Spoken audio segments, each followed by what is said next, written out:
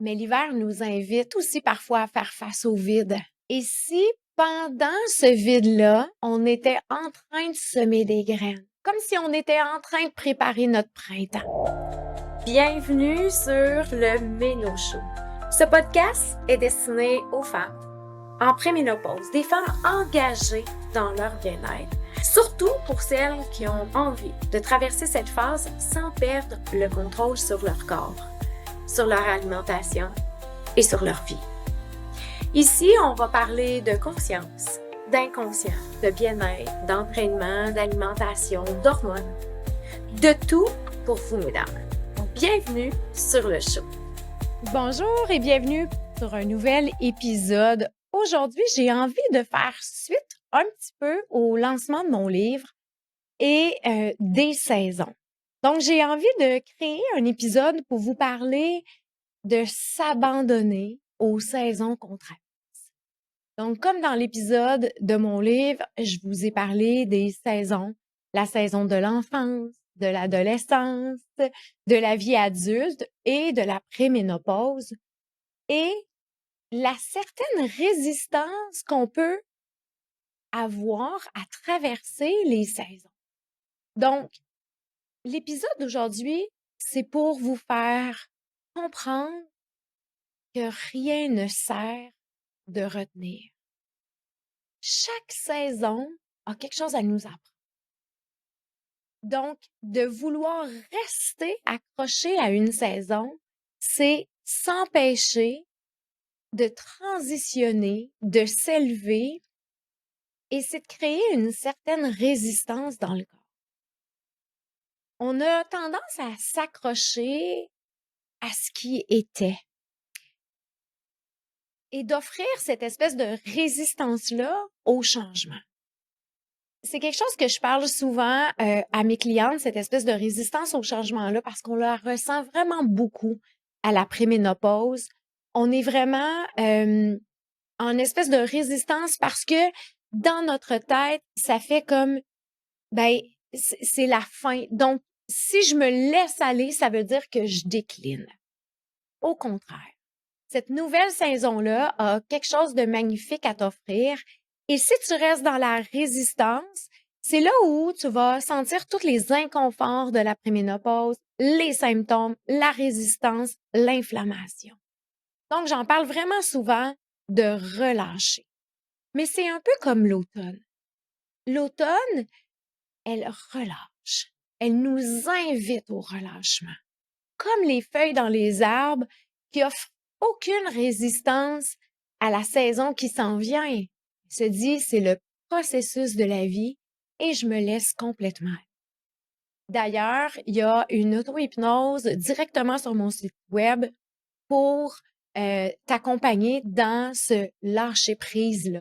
Un lâcher-prise intérieur, parce que souvent on dit lâcher-prise, mais comment je fais pour lâcher prise?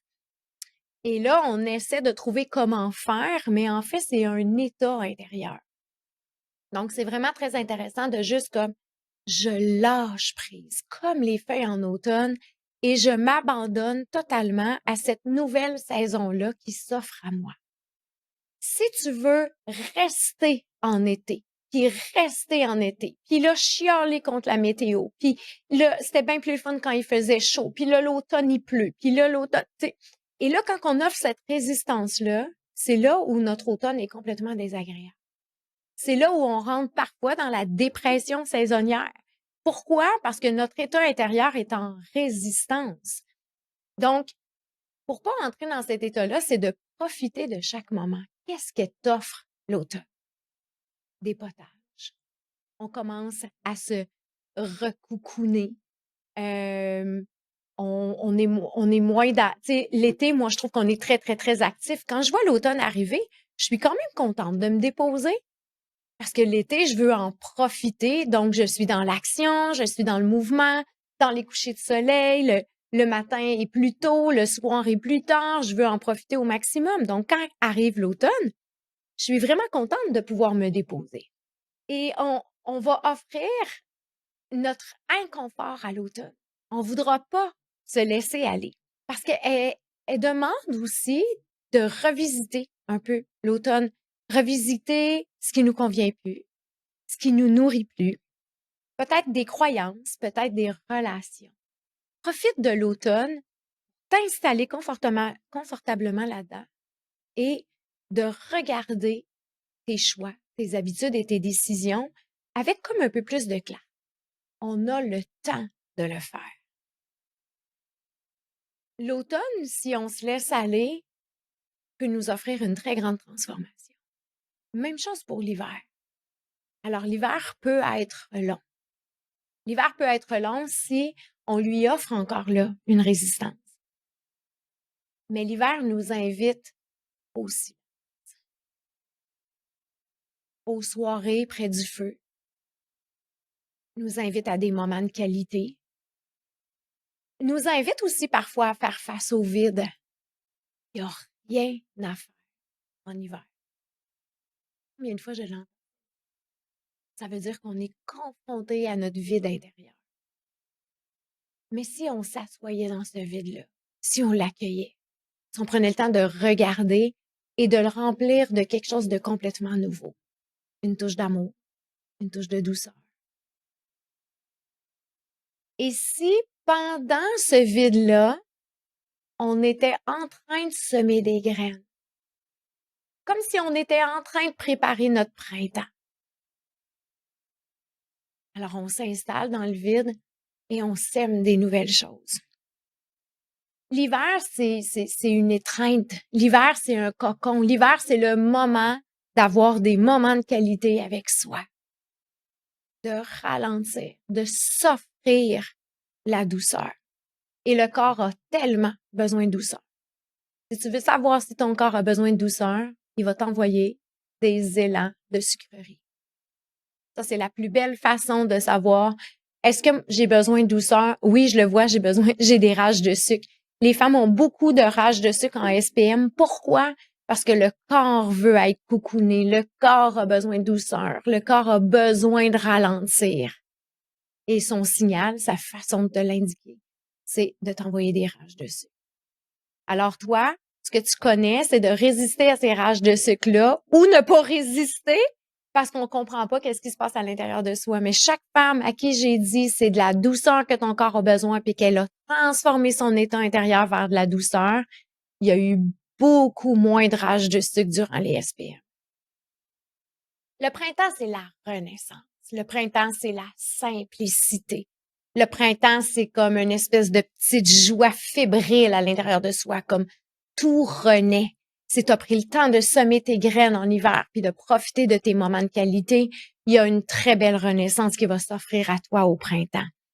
C'est le moment de fleurir, c'est le moment de s'ouvrir à des nouvelles opportunités. Le printemps, c'est le moment où on veut éclore. Le printemps, c'est un moment où on remet la joie intérieure. On peut ressortir, on peut se dévêtir un peu. Ça goûte bon, le printemps. Ça goûte vraiment bon. Mais il faut avoir accepté de mourir un peu durant l'hiver pour accepter de renaître à une autre partie de nous, à un autre aspect de nous.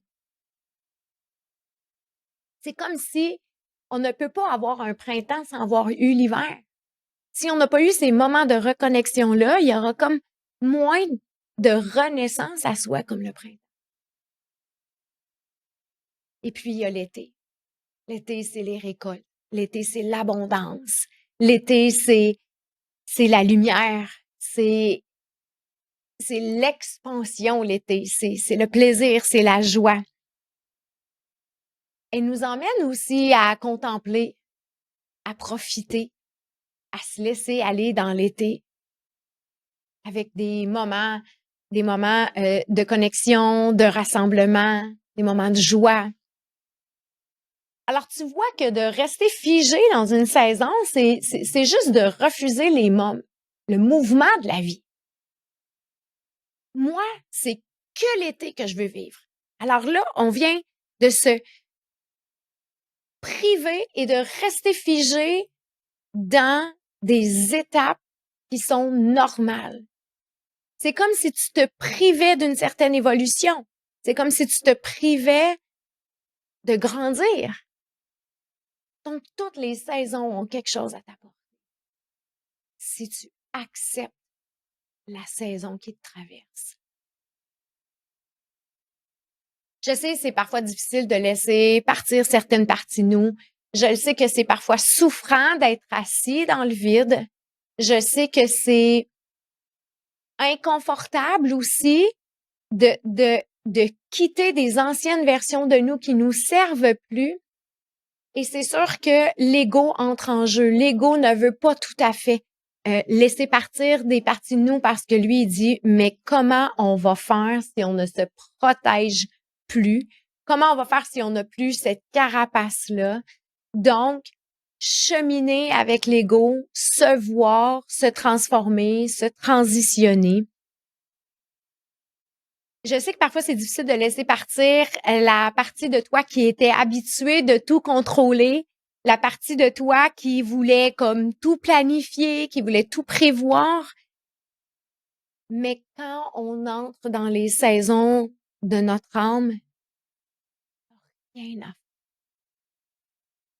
Tu relâches le faire et tu as juste à.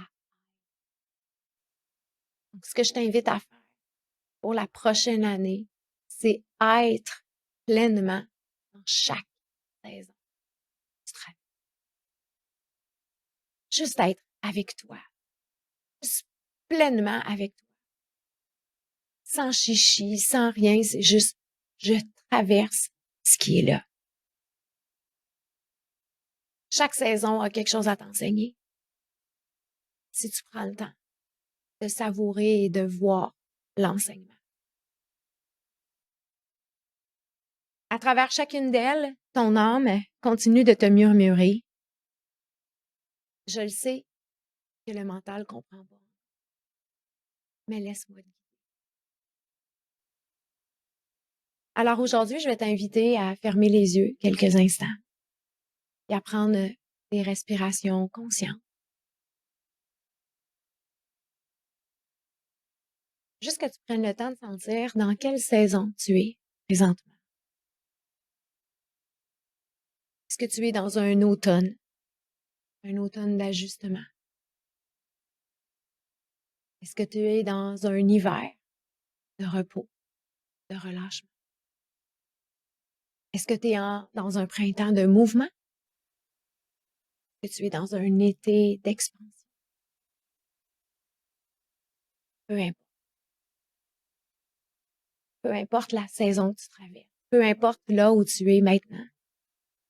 Sache que tu es exactement là où tu dois être. Tu n'es pas en retard. Tu n'as rien à réparer. Tu es simplement en train de vivre et d'accueillir la prochaine version de toi. Et souviens-toi, rien ne sert de retenir l'été ni de précipiter le printemps. La sagesse, c'est d'habiter pleinement la saison que tu traverses. Parce que chaque fois que tu t'abandonnes au cycle, tu te rapproches un peu plus de ton âme. Peu importe la saison que tu vis aujourd'hui, ton âme, c'est toujours renaître. Merci d'avoir été là encore avec moi. J'adore partager avec vous. Le livre est toujours disponible. Les liens sont sous le podcast. Et c'est toujours un plaisir de voir aussi vos intentions, vos impressions suite à l'écoute. J'aime ça, recueillir vos partages. N'oubliez pas de partager, ça peut parler à quelqu'un d'autre justement près. Alors, merci d'avoir été là. On se voit bientôt pour un prochain épisode.